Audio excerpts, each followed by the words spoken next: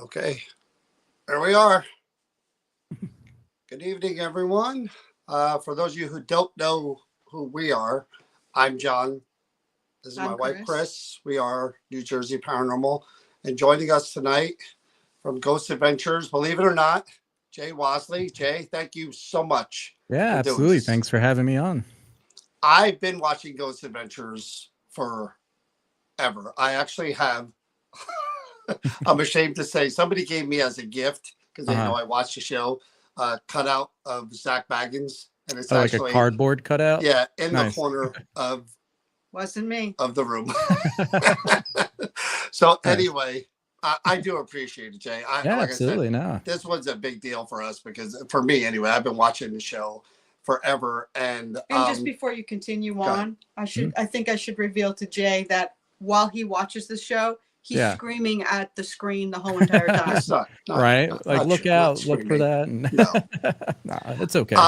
So what I like to do, Jay, during these interviews is kind of figure out, again, get the background of the person, because everybody watches the show and they know what you guys do on the show. We're going to get into that a little bit, but I like to go back to the beginning as far as like everybody and part of their paranormal journey. They maybe start in one place as far as their beliefs when they're young, what their parents teach them or whatever, and what they go through as they do what it evolves what to. we do.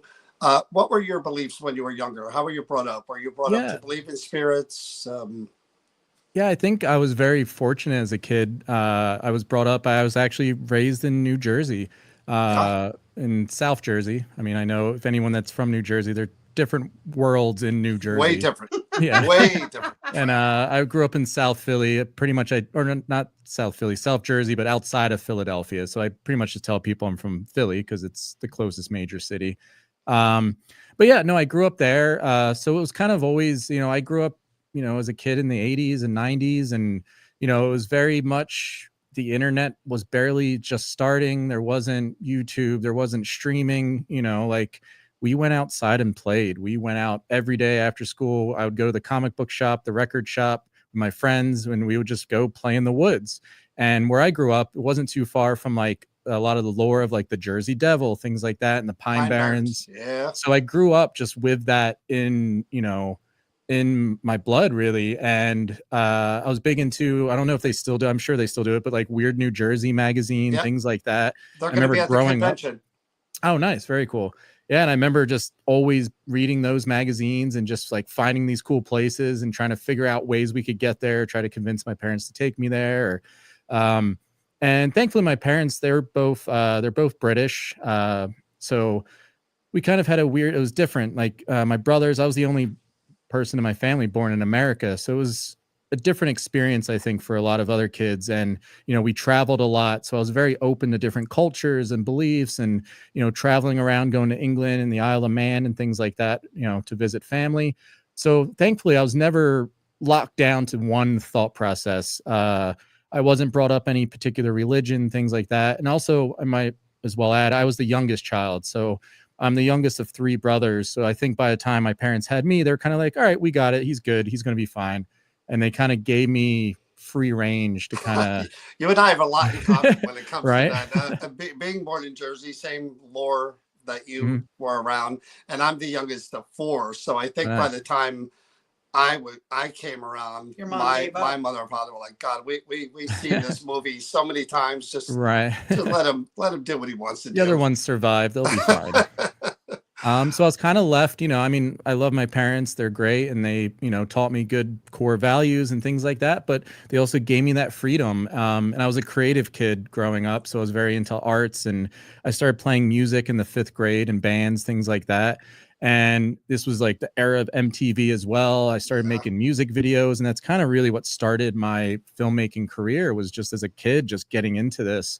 And my parents, backed me on that. They supported me. They were all for it. They weren't like, you have to go to school to become a doctor or a lawyer or anything like that. They encouraged me to do what I wanted to do. And even at a young age, I was very into the unknown, the paranormal, like I said, from weird New Jersey and just growing up in that area. You hear about all kinds of myths. There's one called the Atco Ghost, which was a big one I remember growing up.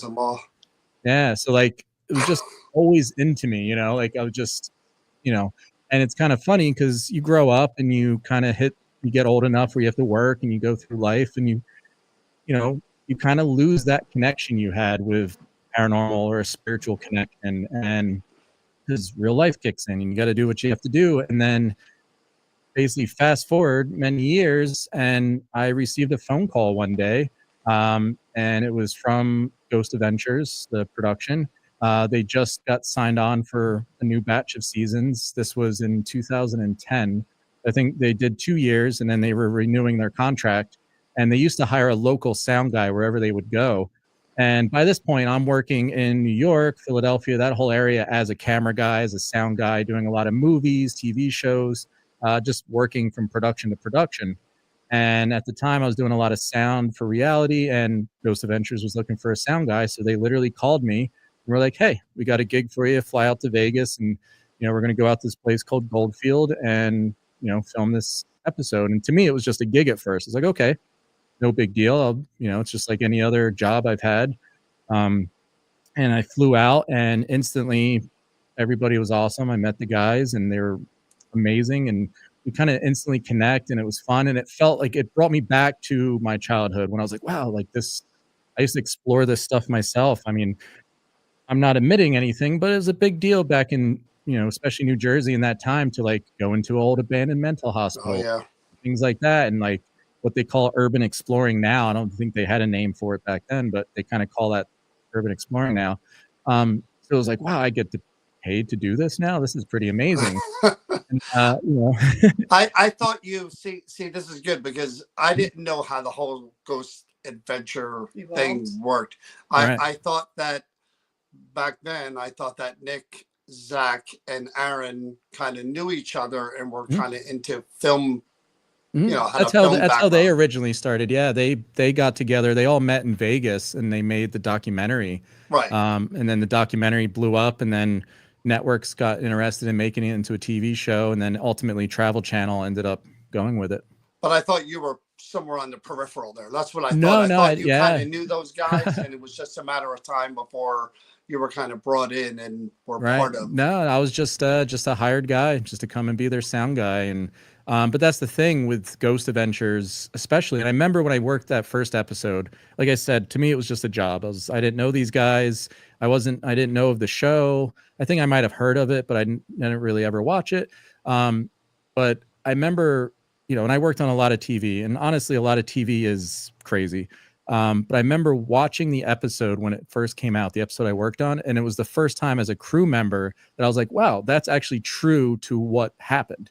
It wasn't blown up, it wasn't twisted, it wasn't shown in any weird ways. I was like, that's true to what actually happened while we were there. And it gave me comfort and, really interest and be like, wow, this is actually credible. They're doing it real legit documentary style. And ultimately being a small crew, there's no one really else involved. It was very small, especially back then. It was very, very small. And we became close friends. I started working every episode. And another thing about our show, opposed to, I guess, regular TV shows, is that regular TV shows, you'll shoot a couple seasons in like a month or two, and then you're done maybe for the rest of the year. And then they want another season. You go out and you shoot for a couple months and you do the season. We shoot every other week. So we haven't stopped. I've been with the show 15 years now, and we've shot every other week. We're on a little break now, which is honestly probably one of the biggest we've had, which is nice in a way. We're going to get back out soon. And, but it's been every other week. So traveling every other week with these guys, very small crew. We became good friends. We became close friends. And then I think it was somewhere we were filming in Jamaica. And originally I would show up, I would record audio for the first half of the show, like the interviews, the research, the introductions, things like that. And then just the guys would go in for the investigation. I would either be outside, making sure no one's trying to sneak in or mess with anything, or I would just go home. But we went to Jamaica, and after that episode, we were driving somewhere in Arizona on the next shoot, and Zach was like, hey, we were investigating Johnny Cash's house in Jamaica. Oh. And he's like, I got an EVP in the house, and he knew I'm a musician, I'm big into music, and I love Johnny Cash. And he was like, Jay, let me play this EVP. Do you think this sounds like Johnny Cash's voice? And you hear Zach in the recording saying, do you like Johnny Cash's music? And you hear this, yeah, come through. And I was like, honestly, it really does. I was like, you know what you could do? You could take that audio, you could do a waveform analysis and kind of almost get like a digital fingerprint, if you will, of the voice. And then we could take a sample of Johnny Cash's voice and compare the two and see how much they line up. And Zach's like, you can do that? I'm like, yeah, I'm a tech nerd. That's what I do. I'm, and he's like, well, you're going to do that. And I was like, oh, okay. And then he pulled me in front of camera, and I actually did that analysis. And that was my first in front of camera moment on the show. And then it just kind of evolved from there, That's what I have a ton of questions. And, one of them you kind of brought up. There was a period of time there where you were more involved in the investigations, being out there with them all the time. And I noticed maybe more so in the last season or two, you tend to stay at the command station a little more. Is that by choice, or is that? No, not necessarily. I think there's different reasons. I mean, every location is completely different. There's some investigations where it's like, oh man, the last 5 in a row I've gone in fully, and other ones I stay back. I've done a lot of solo missions recently. I feel like I've been doing a lot of those. Or doing Nerve Center. And it depends. It just, honestly, that's the thing. What I do also love about the show is we have full creative freedom. It's literally just the 4 of us, and every episode's unique. And we'll be like, okay, how do we want to approach this? Right. And some locations it's like, this needs a Nerve Center. This needs that wide range, someone watching. And then sometimes it's almost too big, and it's better to split up and go to different places. Or there's one really creepy place, and then there's another building. So they'll go in the building and I'll be sent to the creepy place by myself. So it really is just on the fly, just kind of, we get out there and we kind of feel it out and then decide in the moment. Sometimes even the final day when we're going to investigate, we get together at the hotel and we're like, okay, let's, what are our ideas? How do we want to approach this? How do we want to tackle this investigation? And then we just kind of come up with it. Well, what I like about this show, and again, people have their opinions on different paranormal shows, and you know how that goes. Of course. The thing that always got me about Ghost Adventures is they are always willing to experiment, whether it's different frequencies, different types of equipment. you guys are Rituals. always trying different methods and different ideas and working with different engineers and different people, whereas some other people will just kind of go in and hear what they hear and see what they see. I often wondered, again, I watched the show and I wondered about you because you do a lot of the ritual stuff, which I'm fascinated by. I've never really got into that, and I've been in this field for 25 years now, and you seem to have a really good handle on all the different types of rituals, how to open and close them. And do you think that there's I know you do know how to open and close them, but I always wonder if, again, it seems like you're in and then sometimes you're not in. I always wonder, like, within you, are you ever afraid of like a dark attachment or something like that is going to draw something really bad to you? I mean, I do approach everything. I mean, first I approach everything skeptically. I'm 100% believe I've experienced more than enough to know that there's so much more to this world than just this. But I still approach everything skeptically because I want to prove it. I want to document it. I want to, don't just be like, oh yeah, it's all haunted. Like, I want to be like, no, I want to see the evidence. And I think when it comes to doing rituals, things like that, it's tough because there has been times in the past where I have encountered some dark things and I feel things have followed me home. Things have interfered with my life, interfered with family, loved ones. Honestly, all of us. That's something that you don't always see in the show either, is the in-between parts. You know, how, like, I remember like Zach texting us at like 2 a.m, like there's someone in my house, but then there's no one there. And, all is just going through different experiences at different times. And I think with the rituals, it stems back when I was a child and I kind of had that freedom to explore. And I admit I was a nerd. I loved knowledge. I loved learning. I studied different religions. I studied different belief systems. I didn't just grab one. I kind of, in my mindset, I was like, I started realizing, and I don't shame anybody. And, I feel everyone has the right to believe what they want to believe. And it's good for you. Then that's amazing. I'm happy for you. But as I studied things, I realized like a lot of them are kind of the same and like the core beliefs are the same. But there's something to the power of belief. There's something to the power of manifestation. And when we're in a certain location where we know rituals are being taken place, I think it's part of the experiment. Like, I'm not, I've seen people, I'm like, oh, you're playing with Satan, things like that. I was like, no, I'm not. I don't, it's weird. I don't want to say I don't believe because I know these things work, but I don't believe into a specific label of this is this or this is that. But I do believe that if people are going to a location over and over again and they're performing rituals, things like that, there's something that's left there. There's something created there. There's portals open, and it's based on whatever they're performing. So my experiment back when I don't even remember the first time I did a ritual. Honestly, I should probably look that up. That'd be good to know. I was like, you know what? There's been so many rituals. Why don't we try it to see if that will elicit? Because a lot of the times you go to a location, you're like, oh, this is haunted because people are doing rituals here. Like, okay, so what happens when you do the ritual? Like, does that really amplify it? Does it slow it down? Like, what does it do? And it was just curiosity, honestly.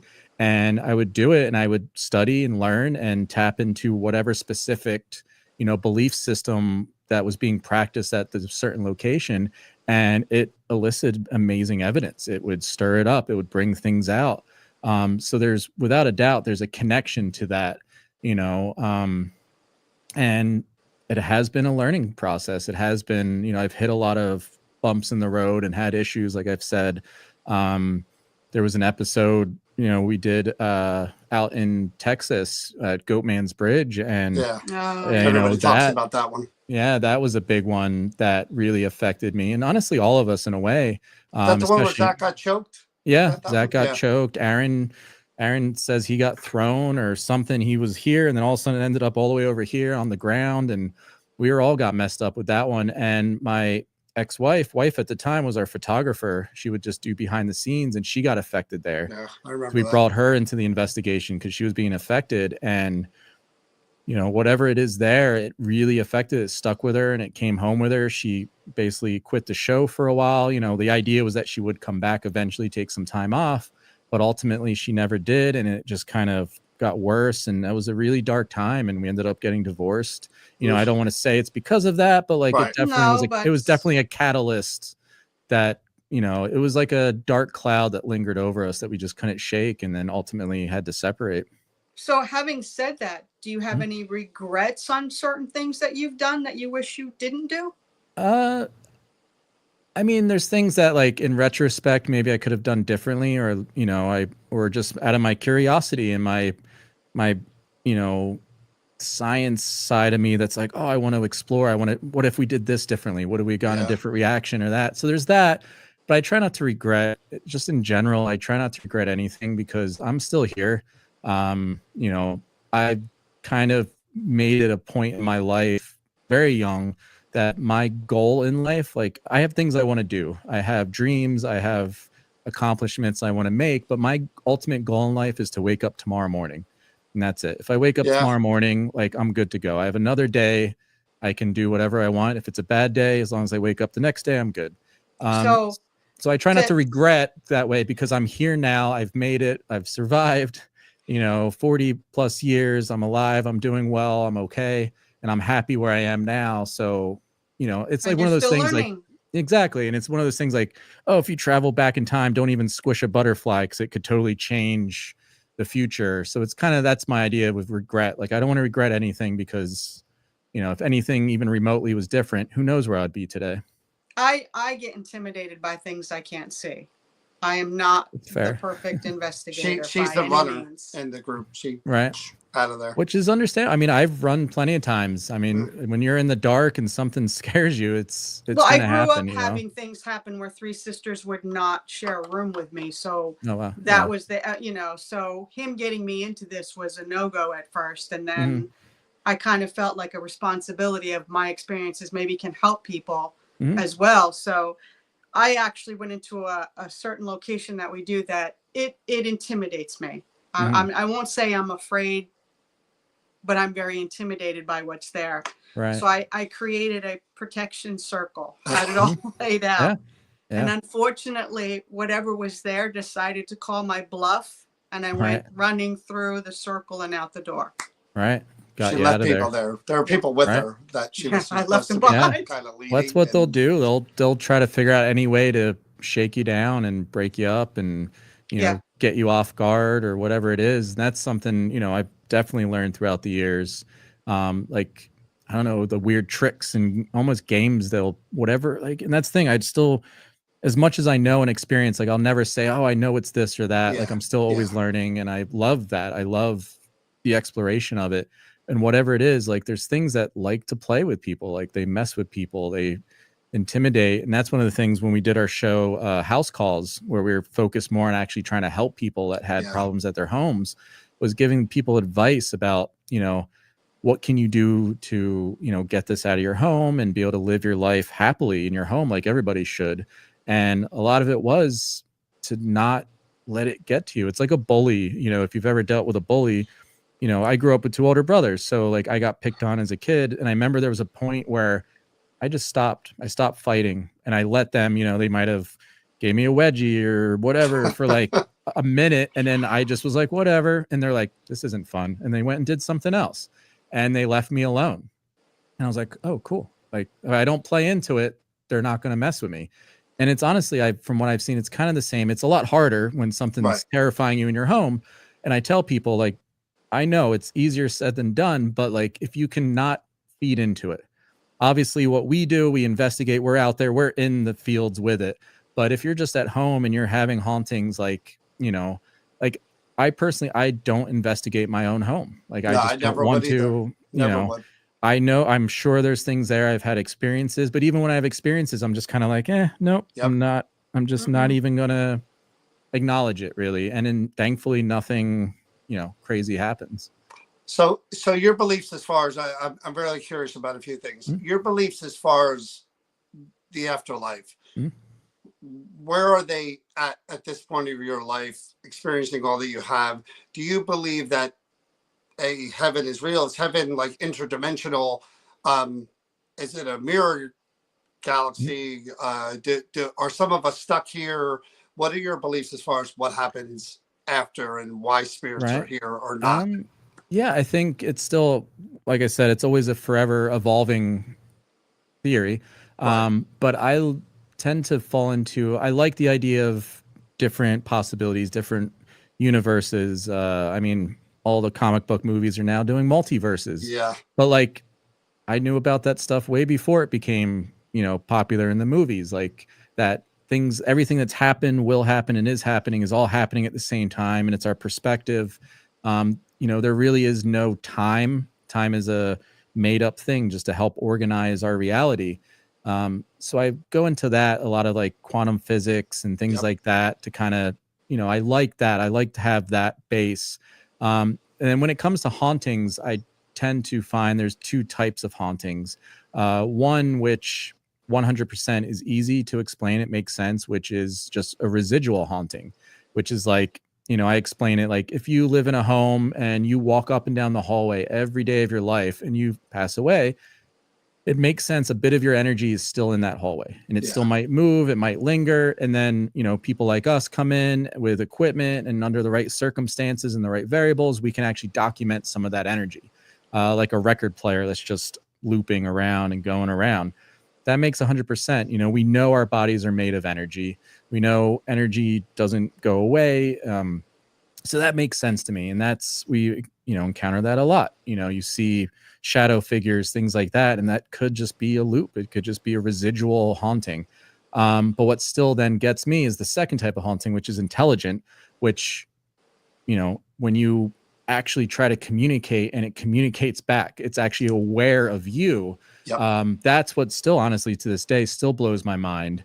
And I'm still trying to honestly figure out what that is. One of the things I remember hearing that kind of resonated with me was when we were filming at the Conjuring house and we interviewed one of the kids that was part of the original family. And it was the mother that was affected the most. And she was terrified and, went through all what they did. And eventually the mother realized what was going on and she finally found peace. And what she realized and what she claimed was that, these ghosts she was experiencing, these hauntings, weren't really hurting her. It was almost like she could see into their time period, that they're just living in the house. But for some reason, she was able to see into their time period. And it wasn't like a vicious attack. It wasn't evil. It was just for whatever reason, like there was, like a hole and you could see through, and she was able to see this other time period where these people live there. And once she realized that, she gained peace and was like, oh, we can just live simultaneously. We're not fighting for the same space. We're not in any danger. And she actually eventually, they don't think they talk about that in the movies, but that's what she told us. And I was like, oh, that kind of makes sense. I can kind of see that. And that plays into the idea of, physics and, the idea of time and what actually is time and, things like that. So that's where I lean towards. Yeah, but you're an admitted skeptic, right? When we go through these things, like you just mentioned, Conjuring House, let's take Amityville and a few other places where, again, you have that one family, stuff happens, and then the next family, no, the next family after that, no, the next family after that, no. Again, the theories that behind that are either A, it could be a hoax, or B, perfect storm scenario, like you're saying about that one individual being able to see through that lens. Maybe that one family being there at that time triggered whatever was there dormant. It's funny. I kind of talk about like my father. He's an engineer and he's very science, and I guarantee I could take him to the most haunted location and he probably wouldn't have an experience. Even if other people are having experience, he would probably still just be like, nope, I don't believe it. I'm not, because he's just, I love him and he's a great guy, but he's just like, nope, I don't believe it. I just don't believe it. And I don't think he'll ever have an experience because of that. I think it but does. Isn't that a weird theory? Because like if it's happening, it should happen. You would think, right? Like spirits shouldn't be able to recognize who the skeptics are and who the Well, I don't think it's necessarily. Yeah, I don't think it's necessarily like a spirit choosing. No, I don't think so either. But I'm just saying, it's like if it's happening, Right. it should happen. You know what I Right. mean? Like I totally, I get what you mean. I think it could be described almost as like tuning into a radio station. right, You know, like we go out there, we are looking for it. So we're right, searching for it. We are tuned in to be like, right, we're going to find it. We're going to do everything we can. And we do. Where, you know, if you're just shut off, you know, I don't want to say they'll never have an experience, but I think it's a lot difficult for them You're to have an basically experience. saying we're more receptive to it. Exactly. And I think everybody is, but I think it is just, it's life, modern day life. You know, people, you know, I think back in the day when you look at early cultures and things, their belief in the afterlife, belief in spirituality was so much broader than ours is now. You know, even people that still claim to be spiritual and religious, you know, today's standards are honestly like pretty low to what it used to be. Like people lived in that world, you know what I mean? And, you know, I think because they didn't have TVs, they didn't have anything, they just had right. That was their real life. community. Right, exactly. So they were much more in tune. You know, their radios were dialed into that station much more. But then modern life, technology, work, and stresses, and all the things that we go through today, it kind of detunes our radio, and we don't. You know, most people aren't as acceptable anymore. Yeah, because we were even talking about like, is it possible to, as if you were looking through old photos of your phone of someone who passed or people that you've lost, and you know, it calls upon memories and emotions, and it almost puts you in that place. Right. It's sort of like, again, like you say, you're in a location, you're openly talking to whoever you believe is there about their life and things that they experienced in the home with their families. And you could, I believe you could almost kind of channel them in by doing that, even if they're not there all the time. Right. Just kind of doing that can maybe hit that frequency of, oh, they're in my home. They're calling upon these memories. Like you're creating that channel. Exactly. You know? Absolutely. And I think we've talked about that as like internally, it's just the four of us that like, you know, is there something to our energies individually? We're all very unique people, but and like we all have a very abstract, weird way how we all came together to do this. And we do get amazing evidence. And we've talked about like maybe it is like, you know, not in an egotistical way, but maybe it is us, like just the way our energies combine and our approaches and things like that, that we're able to tap into that world easier than certain other people. We actually talk about that when we have events with groups of people and we split up. At the end of the night, we all get together and we talk about which group was most active for you. Right. And then we always find out there's usually a common denominator every time. Right. Yeah, you're changing the energy of the groups in every location, and then boom. You know what I'm curious about too, and again, this is more of a TV type of question as well. You guys go to a location, I don't know how many days you spend there. Has there ever been one in all of these years where you were there and just nothing? Yeah. To back up, usually we, you know, a basic flow. I mean, it all slightly changes here and there, but we usually kind of travel out on a Monday and we shoot Tuesday, Wednesday, Thursday. We do the investigation Thursday night and then we travel home Friday. So it's fairly quick, which is nice because we just get in and we get to it. Also, there's times where it'd be nice to spend more time sometimes. The thing with our show, once you get to the investigation, it's only 20 some odd minutes after commercials or whatever. And we're in there for hours and hours and hours. So one, it's very edited. It's like fishing. Yeah. If you just watched 4 hours, 5, 6 hours of someone fishing, you're going to be bored. You're going to fall asleep. But no, you edit down to like the top 20 minutes of catching them. And you're going to be like, whoa, this guy always catches fish. But it's like, no, he's waiting around just as much as anybody else. So there is that, like, just generically, it's not like we just walk in and it's crazy all the time. There is sometimes where we would literally walk in and it's nonstop, but there is a lot of, you know, we trial and error. We do a lot of different experiments that get nothing, but we still try. We run through everything as we can. And then basically the show is kind of a highlight reel of what we did experience. It's like a best of. Yeah, exactly. You know, people don't want us just sitting around forever, just having nothing happen.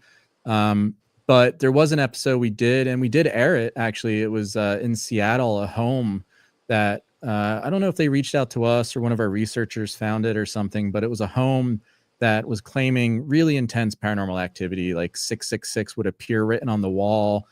Posters would just burst into flames and catch on fire. And I remember the guy was saying his pants, he would wake up in the morning, his pants would just be nailed to the wall in his bedroom. And so we're like, all right, this sounds wild.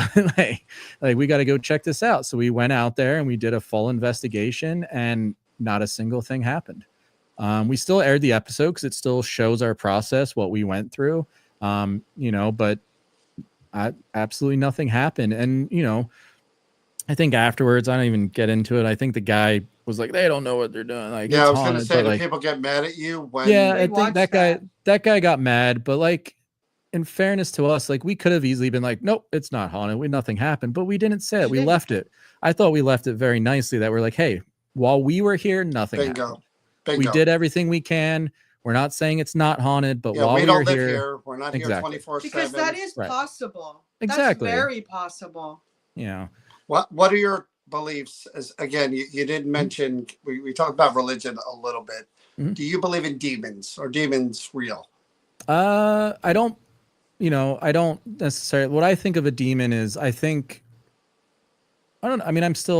go back and forth, but I think what I do truly believe in and know is that there is good and negative energy. Right. And I do believe there's much more than just human spirits. I do feel there's things, like my dad's from a place called the Isle of Man, which is a little tiny island between England and Ireland. And they have very large beliefs in fairies and mystical creatures and things still to this day. And, a lot of cultures have these beliefs like Bigfoot and things like that, and cryptos. And, there's something to it, there's much more. So could a demon be like a skinwalker creature or some other creature that we just don't fully understand or know that exists, as like a rabbit exists? It exists in a different plane of existence and things like that, that tends to be more evil. Or is it a person that was just brutally a bad person? Yeah. And they passed away and their energy is just pure evil. And that is what becomes a demon.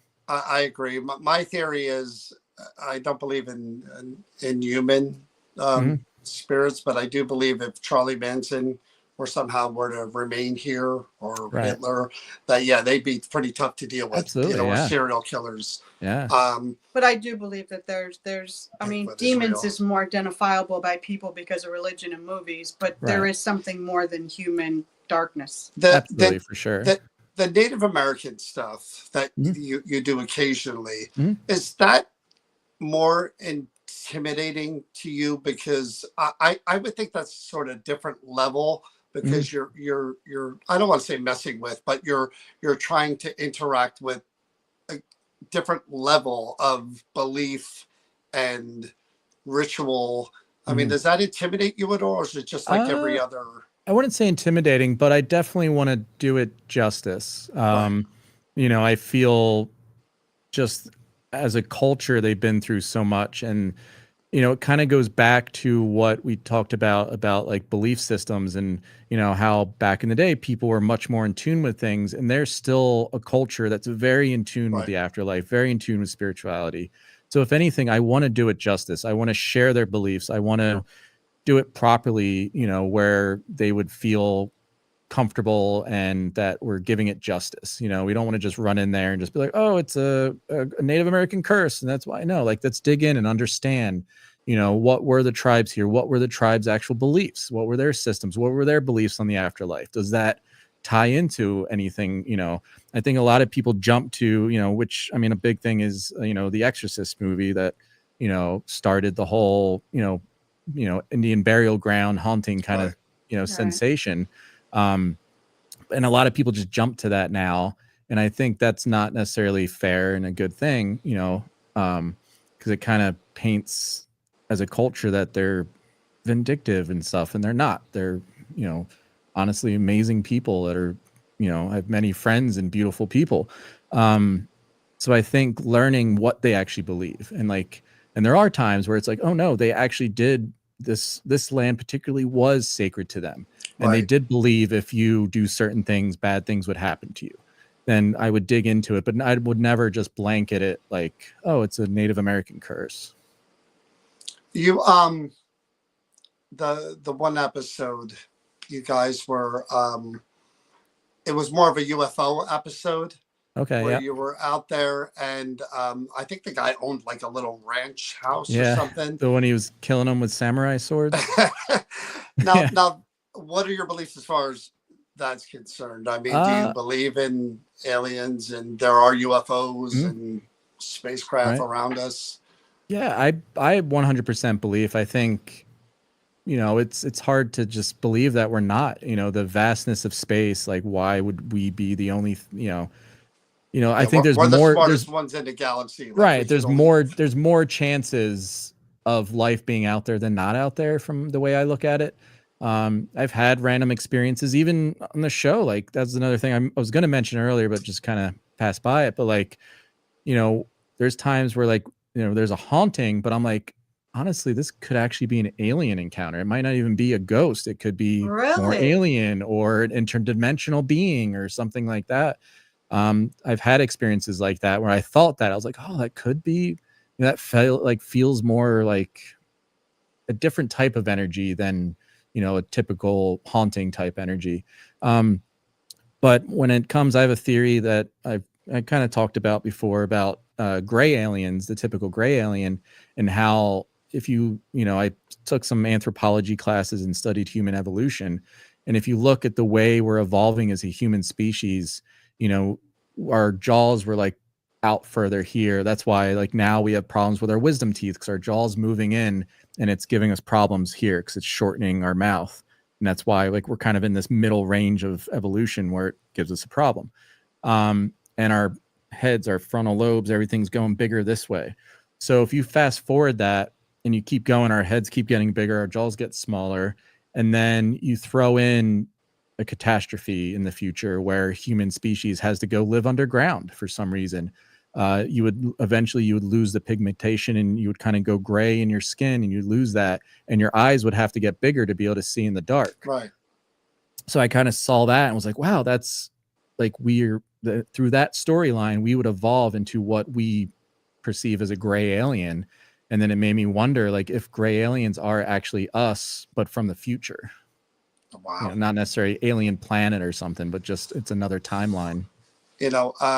Amy Allen had come to the convention for years, and I got to talk to her a bunch, and she mentioned extraterrestrials as well as part of, what people were mistaking as hauntings were really, like you said, interdimensional beings. Right. I think she called them the Greys. Mm-hmm. And to think that would be possible, I think would freak me out more than a spirit. To be honest with you, I mean, spirit, I can kind of wrap my brain around somebody who was living, maybe. Right. But yeah, those guys coming down. Hey, guess who you married?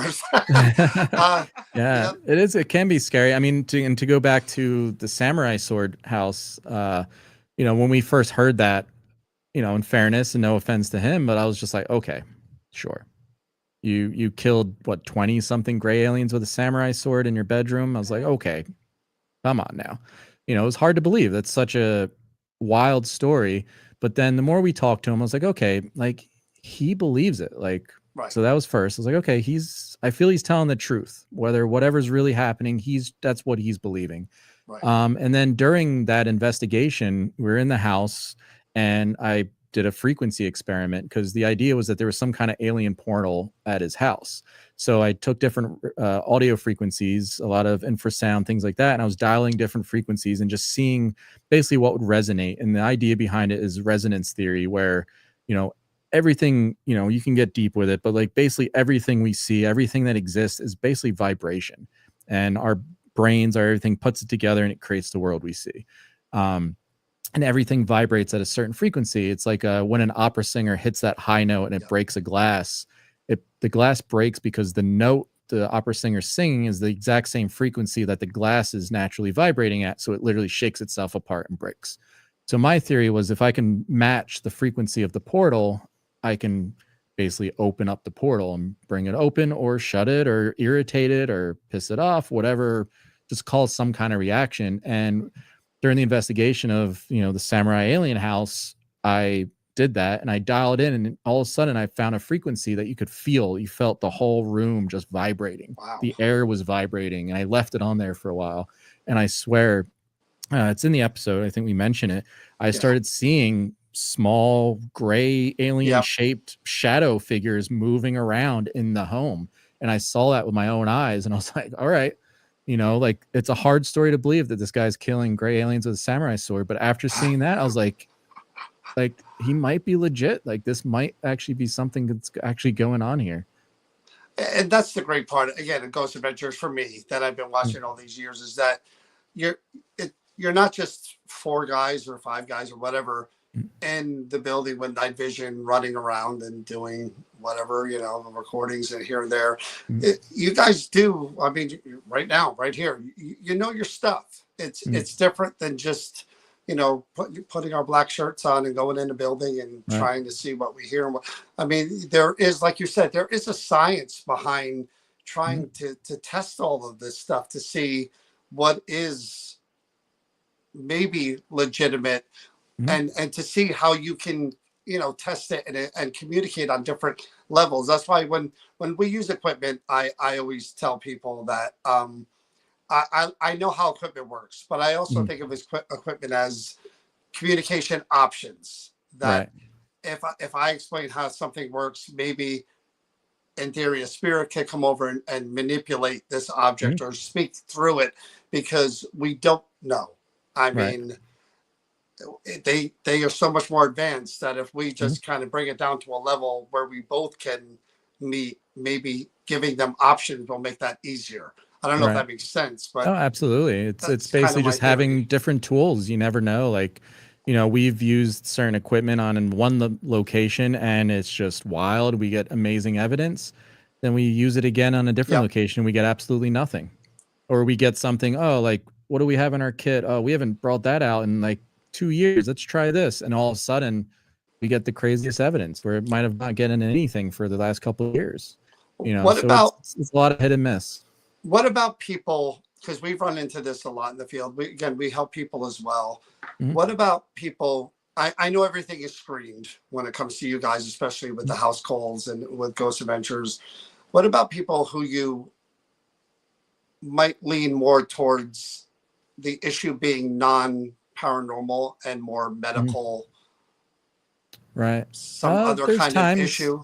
Yeah, we try to explore that too. You know, I'm trying to think. We did a house where, you know, they were claiming a lot of paranormal. This was on the regular show, and I think we determined it was the father who kind of seemed to have the main attachment, things like that. And you know, there was a point where we brought in a priest to perform a mild exorcism, or at least a blessing at first, to see how he would react, because they were religious. So we're like, okay, let's bring in the episode, and just to see what happens. And you know, kind of, you know, that was a thought, like, is this psychological? Is it something, you know, that they're going through mentally?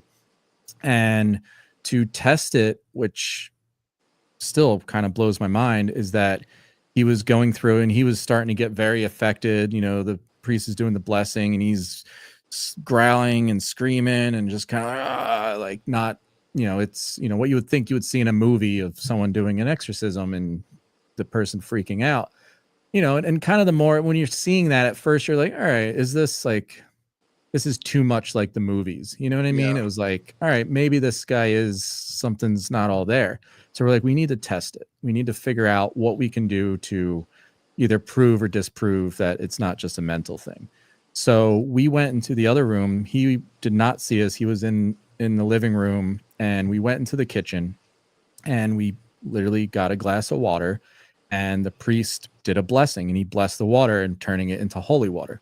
We didn't tell anybody. We didn't show anybody. Like, we filmed it, but like no one else in the house knew. We like literally snuck off and did this.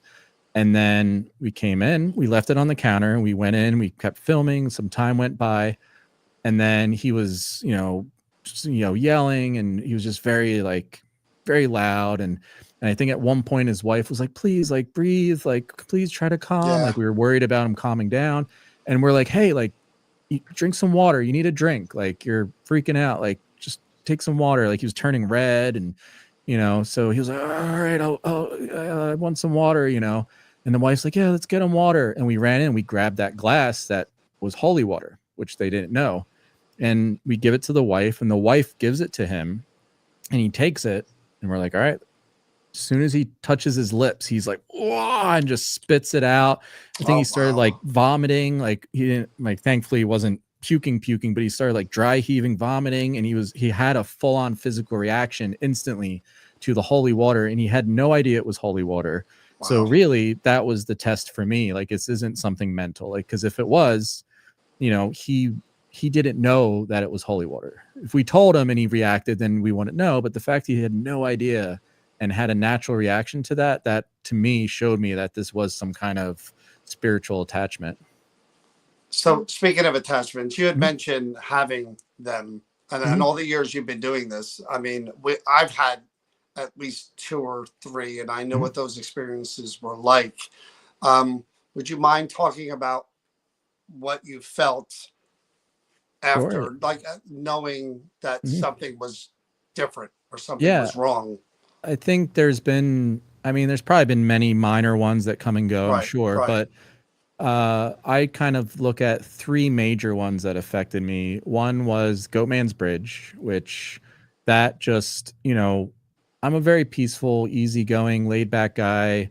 You know, like I don't like to fight. I don't like to argue. You know, I kind of I go with the flow. You know, I'm just like, let's just enjoy our life and be happy we're here. And, you know, there's times like, you know, after that where it's like, I feel anxious. I feel, you know, aggression, and I'm not an aggressive person, or I get irritated easily, or, you know, or even just the people around me start getting that way too. And Goatman's Bridge definitely did that, and obviously led to what it did.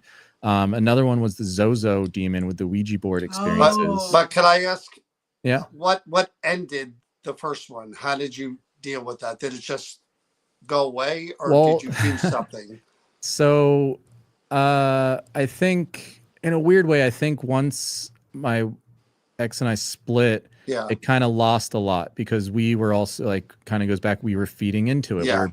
We were both living in that world. Okay. So like now, like I go out on the road, I film, I come home, my home is not like that, you know, like, so it's a relief, it's a break. But like then it was like, we're still in it, we're still talking about we're still kind of living in the moment. So I think after that it calmed down.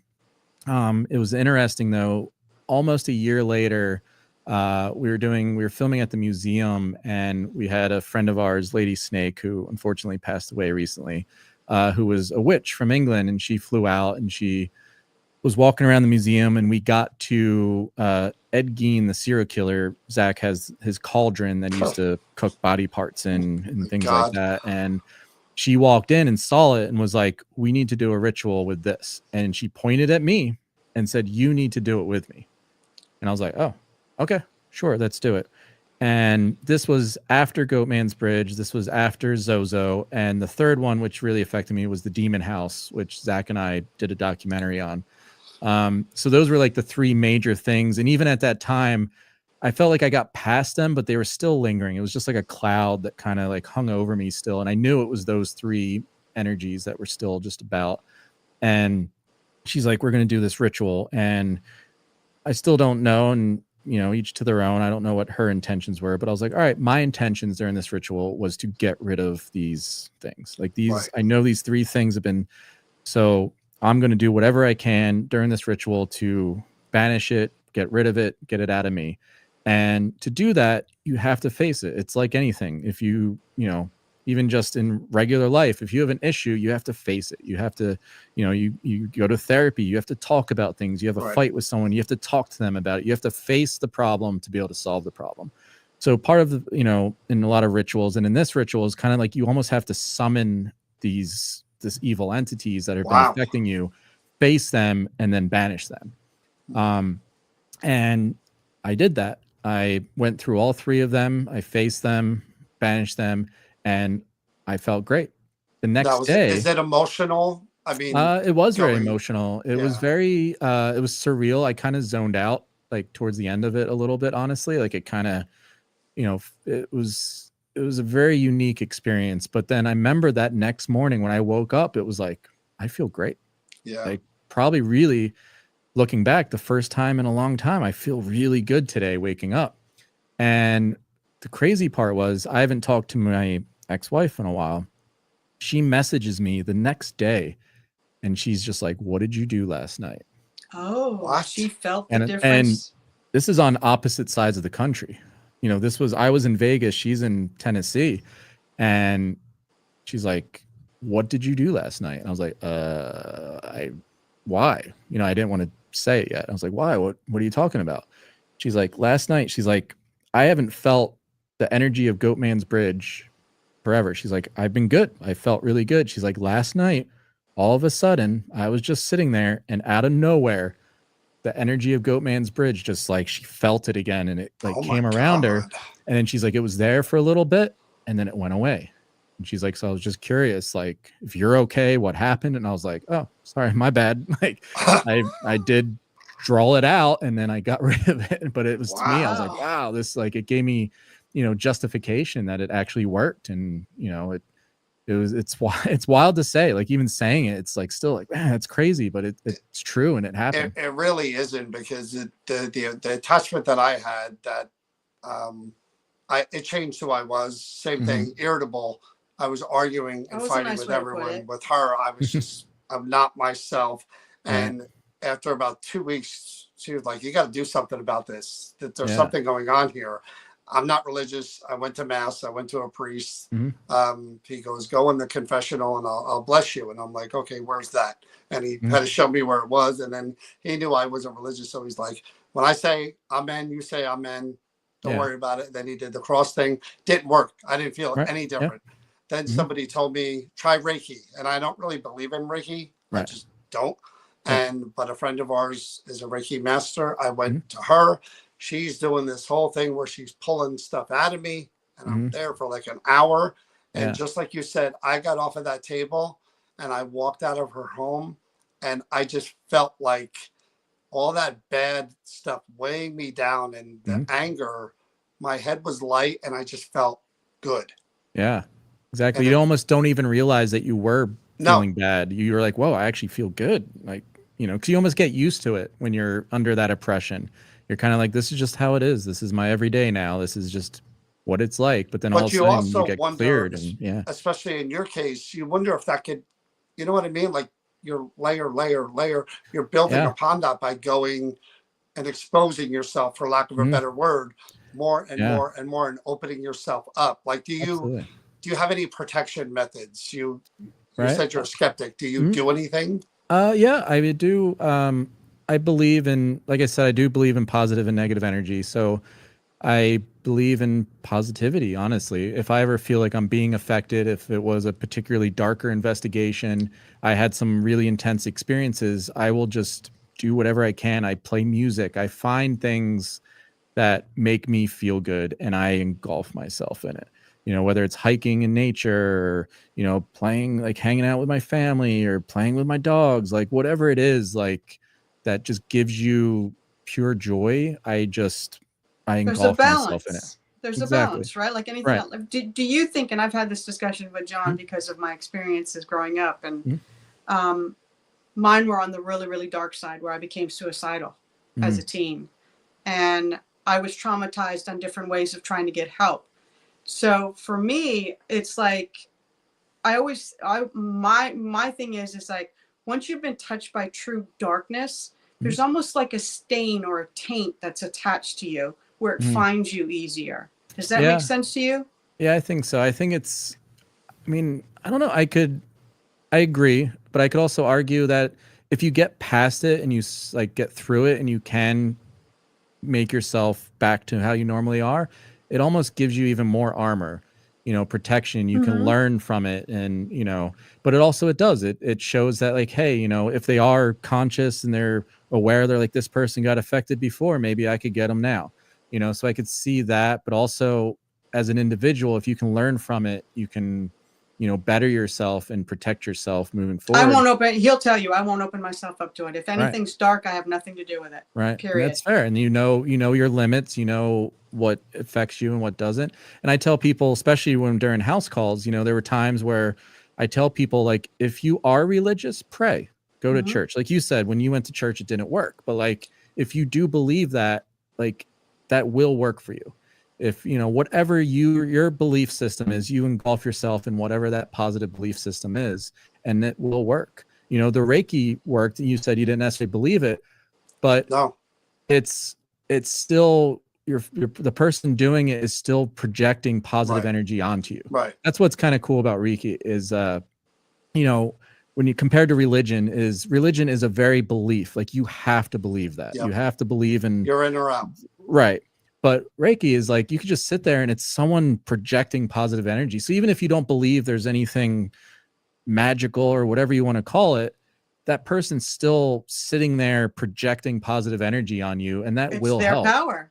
Right. And I do believe, even if you don't believe in religion, if someone, you know, if that priest, instead of just hearing you and just being like, say this and do this, and they, you know, but if they really sat there and prayed over you and, you know, really pushed positive energy, it would have done the same thing. But I think they approach it differently. And I think that's a lot of the times why it doesn't work. But if you believe in it, it will work. Well, you know, and there has times where, you know, I've been in cases where the people they're very, you know, Catholic or Christian or whatever it is, and I will read prayers. Right. I personally am not necessarily religious and don't believe it, but I know the people there, they're home, that's what they believe in. So I will project that energy into that space to help try to cleanse it. Now, the rumor is that you guys stay on the West Coast because Zach won't fly. Is that true? For the most part, somewhat. Yeah, I think he's had some issues, and that's, you know, his story to tell, but right. He's definitely had, you know, things where he doesn't want to fly as much. You know, we talk about stuff. But then also, like, honestly, we love the West Coast. We love, you know, Ghost Adventures. When you look at the history of it, it started in mining towns. It started outside of Vegas and all the old mining towns. And there's something when we do those towns particularly that just resonate with all of us. I'm not even from the West Coast, but it still resonates with me. And there's something about it. And there's so many. There's like there's something, I don't know. It's the Southwest is very, especially the desert. It's like one of those places where like nothing should survive out here. It's brutal. It's hot. It's dry. Like, you look around and you're just like, how does anything exist here? But there's something magical about it. And there's so much history and intense history here. And we're just drawn to that. So, I mean, you know, we've talked about going, and even now, like, even without flying, like, we could drive out, we could go places, we can take road trips. But there's just so much here, and it's closer to home. So why not? And I'm sure everybody under the sun is reaching out to you guys all the time anyway. I mean, there were several buildings this past 6 episodes that weren't open to anybody else but you guys. That happens a lot. You're fortunate in that way. Yeah, that is a plus of being able to do what we've done for so long. We are able to get pretty good access. And honestly, it was one of the, I mean, it's kind of crazy to even say, but one of the cool things about COVID was that we were actually able to get into buildings, you know, we've always dreamed of, because they were just closed. You know, like the Cecil Hotel, we tried to get into that for years, but they're like, we're always booked. We're always booked. Yeah. COVID hit and they're like, we're not booked now. So you can come in. The Comedy Store in Hollywood, you know, we've always heard stories about there and always wanted, but they have shows every single night. So like, we could never do it. They finally closed. We were able to do it. So, you know, I hate to even say that there was something good out of COVID, but you know, that was a plus. So you guys are all friends outside of the show. Yep. I mean, the people wonder that. Somebody just asked before if Aaron is as funny off camera as he is on camera. Oh yeah, I saw that pop up a few times. The other thing, as far as episodes go, and this is kind of a touchy one. I remember one particular episode where I believe the son was a fan of you guys, and I believe he unalived himself. Right, like just a few months before, I think. Yeah, and the mom called you. That was one of the that was a tough one. Difficult episodes to watch. I couldn't imagine what that was like for you guys being there. Yeah, there's definitely certain cases, especially like that. Another one we did where we went to Gary Galka's home, and you know, tried to make contact with his daughter who passed. Anything like that, like there's a beautiful side to it, because we can help people have closure. We can help people make a connection or communicate with lost ones. So there's a beautiful, but it's a fine line. We go into it very, I don't want to like, I don't know. It's hard, like maybe reserved, just because we don't want to disrespect anything. We don't want to, cross any lines, but we also want to help these people and give them some kind of closure or some kind of peace as much as we can. And that's the tricky part of this, is that knowing where that line exists between when it's, like you said, respectable and right, and when it's just not. Like I would ask you the same thing that I ask everyone. I don't know your parents, if they're living or they're both still here. Yeah. Okay, so let's say, God forbid, one of your parents passed, and you go to visit them if they were buried in the cemetery, and you saw somebody there with a portal, spirit box, whatever. Right. What would your reaction be to that? I mean, I get it could be weird, obviously. I mean, mine would be. I'll be honest with you. Right. I mean, then again, like I get it because I do it. Right. So I understand it. As long as they're not like, almost like if they don't know my mom, it might even be better, or my parents, like that it would be better because they're just in a cemetery, just playing around, randomly, or just trying, to who's ever around. Right. But if they're like purposely trying to connect, that might be weird to me. Just leave her alone. Like, just leave them alone. Like, don't bother them, It is a weird thing, because in theory, you and I know about theory. In theory, there really is no difference between trying to communicate with someone who passed 100 years ago or 100 hours ago. Right. In theory. Exactly. Yeah. Other than the fact that there are people that would be connected to emotionally to the situation. Affected. Absolutely, for sure.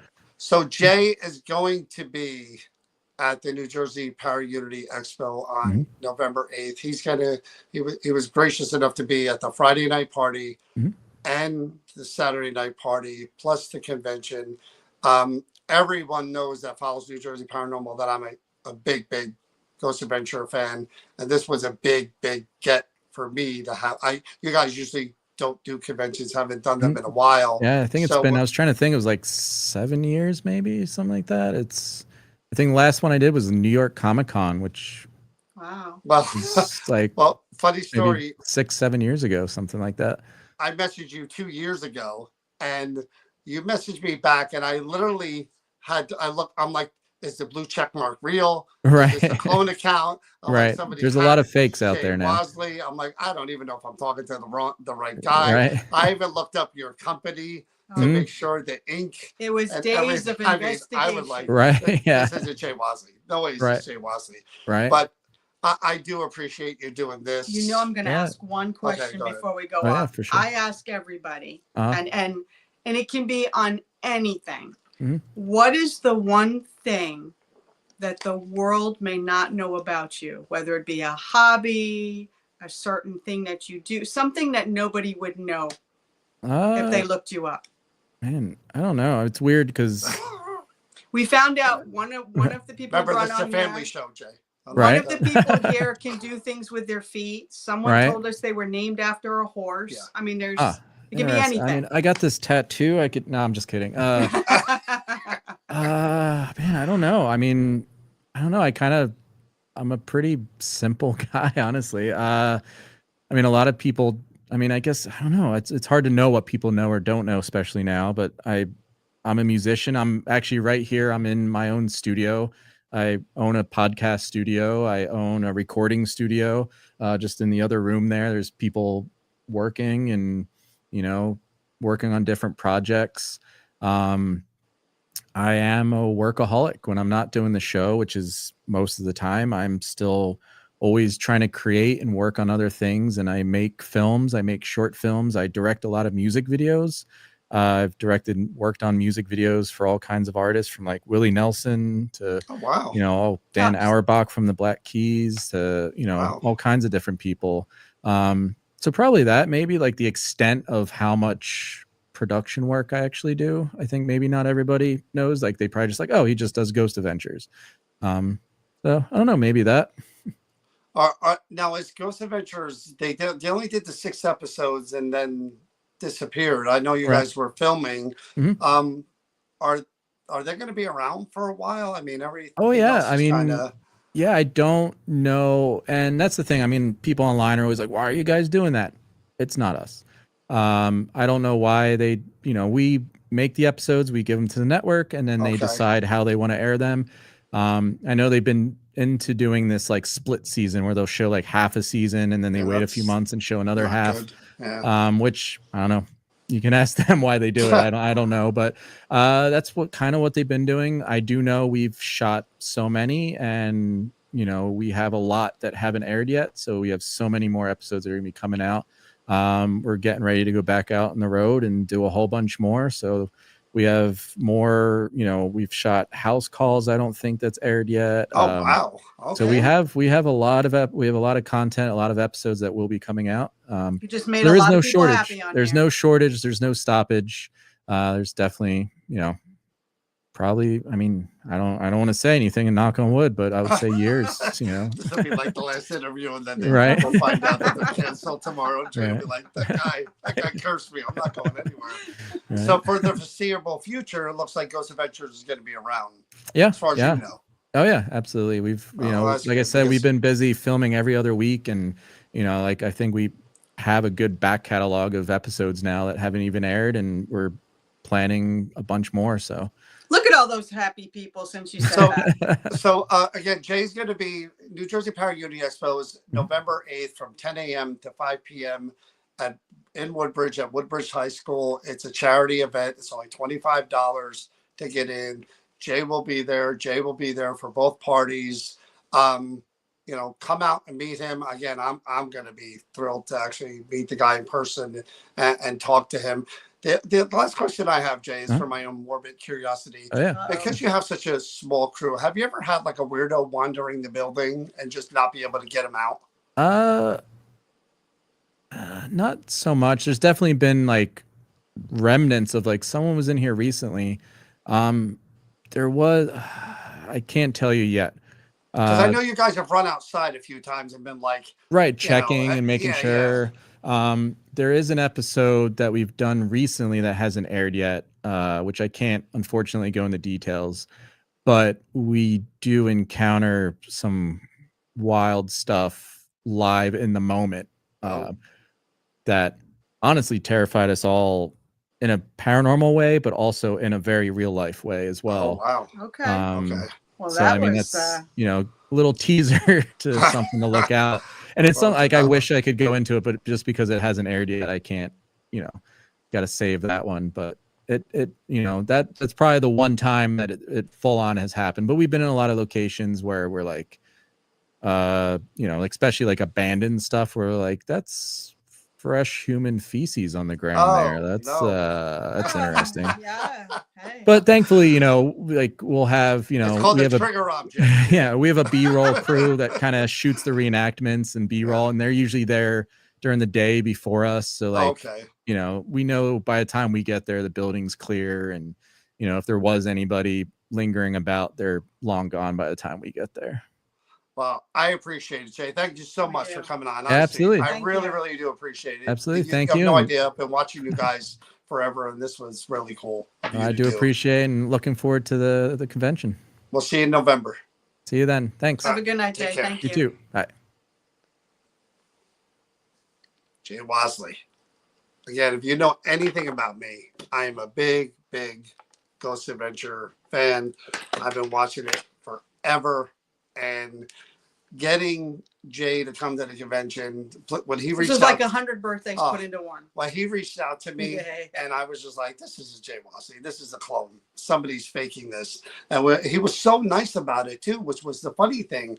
He's going back and forth with me, and I'm like, "Is this real?" I looked up his company. I looked up everything to make sure it was legit. And then we talked about doing this interview. And first of all, he was cool enough to do both parties. So if you want to come to the VIP parties, he's going to be there Friday night. He's going to be there Saturday night. And those parties are just hanging out, drinking, eating, and talking. You'll be able to go up to him and there's just no have a assigned conversation. Seating. They mingle. And Friday night is a costume party for the first time ever. And then the other one will be themed. So, I mean, having him come is huge for me. I mean, just, I can't wait to meet the guy and hang out with him. And I'm thrilled that he's going to be in there in November. And it's great that he did this. So hope you guys enjoyed it. I hope we got some of your questions in. I know there was a lot that probably, you know, we didn't ask, but I think it was really unique to get an insight to him, like he's- how he is. Like he knows a that lot. he is that He knows that a even lot. keel guy. But again, not just the guy who puts on a black shirt and No, goes into a house looking no. for things and running and yelling. He really knows. He's studied. He's very well versed in so many things, which is impressive. But that's it, guys. Tomorrow night we'll be back on again. Believe it or not, we have an interview with Judy Hartke, who's going to do past life readings and drawings and sketches, and we're going to talk about her book. That'll be tomorrow night at 8 o'clock. So we'll be on again tomorrow night at 8 o'clock with Judy Hartke. Right, and I'm reading this. Believe it or not, I'm getting through this, and boy, I got some questions. But get your tickets. New Jersey Power Unity Expo 11th year is happening on November 8th with VIP parties on Friday night, Saturday night. Get your tickets at NewJerseyPowerUnityExpo.com. You have to spell out New Jersey Power Unity Expo, November 8th. Hopefully we'll see you there. Thanks for watching, guys. Good night, everybody. Stay healthy, stay safe, and please remember to be kind to each other. It matters. Good night.